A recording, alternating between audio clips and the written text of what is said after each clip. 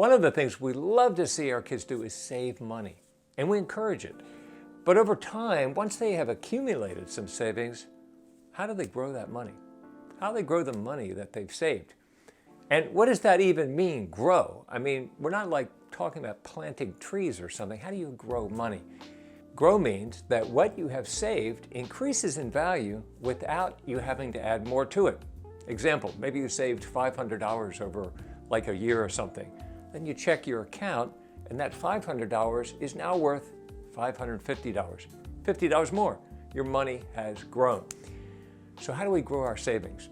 To put it simply, we invest it wisely. I'll say it again.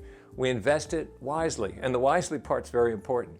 When we invest in something, we are buying something that we hope will increase in value and be worth more in the future. Now, there are many, many different ways to invest, but today we're going to talk about one that many people know about, many people have heard about, and that is investing in stocks. Now, when we mention stocks, some kids might have questions about this idea. Hey, I've heard stocks are kind of risky. I'm not so sure though. Okay, this was a good point. It's true, stocks can lose value. In fact, they will almost certainly lose value from time to time. But if we invest wisely, over longer periods of time, they're likely to increase in value. Learning how to do this can have a powerful effect on the lives of our kids as they grow older. And you can start early, talking about this even as early as grade school. In fact, I think grade school is a great time to just sort of introduce these concepts of what these words are. And yeah, there are things out there called stocks, and when you get older, you might be able to invest in those, and et cetera, et cetera. It's a great place to influence young minds, but it might be something different. It might be that your kids have just graduated from college and they've got their first job, and they've got a 401k. They've got to invest in something that's related to stocks. Now, if this topic is useful to you, please help me keep the YouTube algorithm happy by tapping on the subscribe icon and also hitting that cute little bell. And if you give me a thumbs up as well, that would make me happy as well as YouTube. So let's give an example of investing. What is investing? Okay. Say your daughter has a friend and they've got a Nintendo Switch, and they're tired of it. They want to get rid of it. They want to buy a rabbit. And this friend says, I will sell you my Nintendo Switch for $50. Wow, terrific deal. The Switch is probably worth at least $100, if not more. So your daughter says to herself, you know what, I can probably buy this with the money I've saved, and then maybe I can find a friend or a classmate that will buy it for $100. So your daughter goes ahead and does that. She invests $50 and sold it for $100. She increased her investment by $50.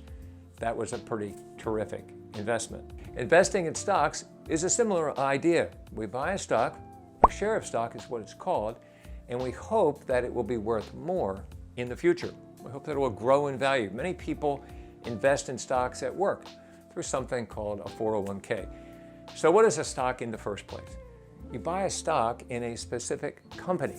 And when you do this, sounds crazy, but you own a teensy-weensy tiny piece of the company. For example, if you buy a share of stock in Starbucks, then you own a tiny little bit of that overall company. Now, this doesn't mean that you can walk into a Starbucks and then walk out with a coffee mug or something. It doesn't work like that. It's a little bit more abstract. Each share of stock has a price, and it depends on the company what the price is. They vary all over the place. Could be $50 a share, could be $20 a share, could be only $2 a share, could be even more. There are many, many companies that sell stock, and you already know the names of many of these companies. I'll give a few examples, like Apple, Staples, McDonald's, CVS, Google, Amazon, on and on and on. There are thousands. These are some of the biggest companies in the United States and even around the world. Here's the thing. When you own stock in a company and the company does well, remember, you're a little bit of an owner, you own a little piece of that company, the company does well, your stock may go up in value. So we are going to illustrate this with a new company that has come up with a revolutionary new invention for taking care of pets. And I think it's best on this one to sketch it out. Ever notice how many surfaces in your home seem to be covered by Lego? Hard to find a place to work sometimes. All right, so let's talk about this company. So this is a new company that has started, and it is called the Kitty. It's for cat owners. Oops, more Lego. Kitty Come to Dinner.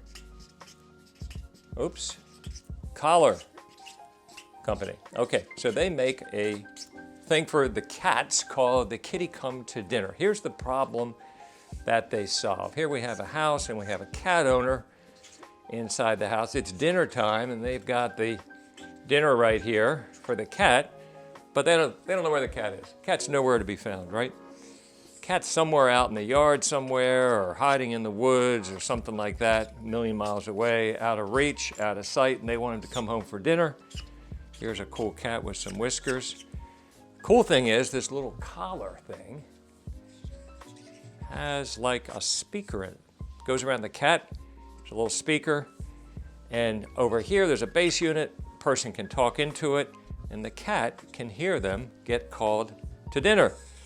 So then the cat will come home, problem solved. In the next video, we're going to get back to the Kitty Comes to Dinner Collar Company and see how it does after we have invested in its stock. I hope this has been informative so far and that you know just a little bit more about stocks than when we started. I hope to see you on episode 2 when we learn more about the rewards of investing in stocks. See you then.